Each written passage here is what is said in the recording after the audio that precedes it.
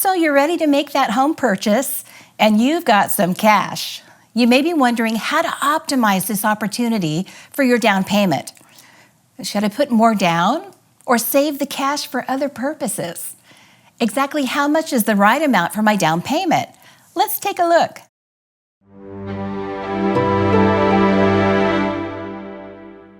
So you've got some options, you've got some considerations. One thing about making a lower down payment is if you're a first-time buyer, there may be some first-time buyer programs. Incidentally, even if you've owned a home before, you might be a first-time buyer. Sometimes the rules say if you haven't owned a home at all for several years, even if you owned one in the past, you are a first-time buyer. Go figure. If you're making a lower down payment, there might be some options available that wouldn't be if you put more down. So you can look for veterans programs. You can look for FHA programs, first-time buyers. There are government options. Sometimes if you're a senior, there are senior loan features you can look for. There are often local credits available for you through your county or through your city for first-time home buyers or any kind of buyers. So make sure that you look for those deals. There might be an offering at your credit union if you belong to one. Hey, if you'd like investment or planning clarification, then please feel free to leave a comment, send a message, or if you want to get valuable details on the truth about money, then go to judycopenbarger.com and click the green Discover the Truth button. It is there that we put together a great in-depth course that will give you insight and actionable steps to help you secure a future that will put you in a positive direction financially for generations to come. So when you have less money down, that leaves more money for other things, right? Like your emergency funds. Those special surprises that show up when you move in and you're so excited, you sleep in your house for the first time and then it rains and you discover the roof leaks. You discover that there's an upgrade for electrical that you didn't see coming.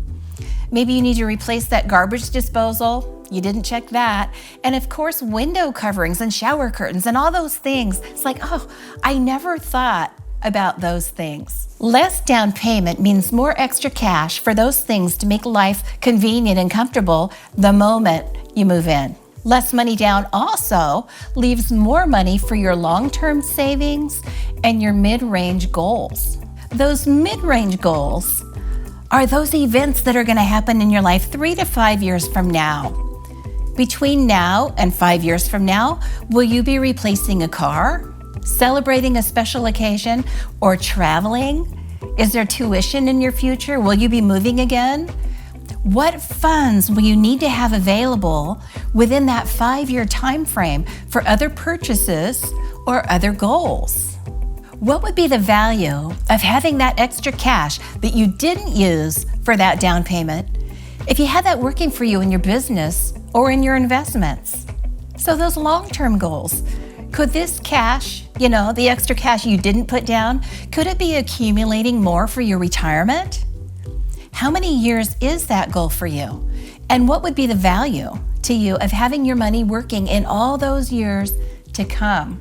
You will benefit from creating a simple cost-benefit analysis regarding the cash that you would have available by paying less down versus the cash you would invest initially into your home.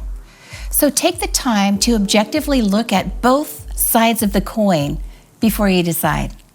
Less money down may also cost you additional mortgage insurance premiums, so be aware of your ratios. Generally, if you put less than 20% down, you will have this additional monthly cost until your loan is 78% or less of the value of your home. So let's take a look at your options of higher down payments. You don't have to worry about that risk of mortgage insurance if you're over 20%. Less money that could be working for your future. Now, if you put more down, that means less money's available for emergencies. Less money's available in cash reserves.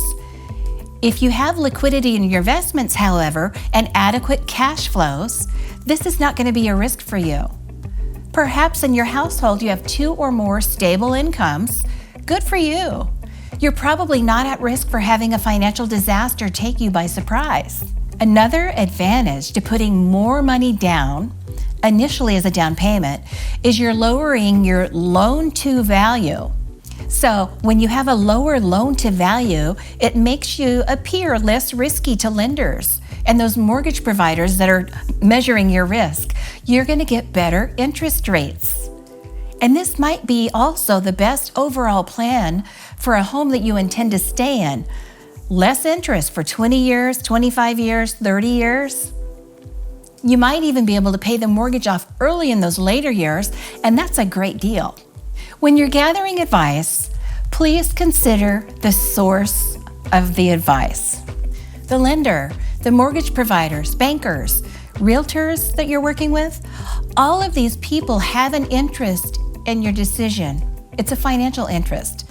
So you're well advised to consider their advice as well as the advice of other family members, friends, professionals who truly have your best interest at heart. And they're not going to benefit either way from your decision. You want to remove that conflicting advice and the conflict of interest. You've got this. You probably know others that you care about in your life that may have similar questions about their real estate and down payment issues. Share this video with them and add comments about your journey and what you've learned. Like and subscribe to our channel, and don't forget to hit the bell to be notified so each new amazing financial video can come directly to you. It's been great sharing this valuable down payment information with you today, and I'll see you soon.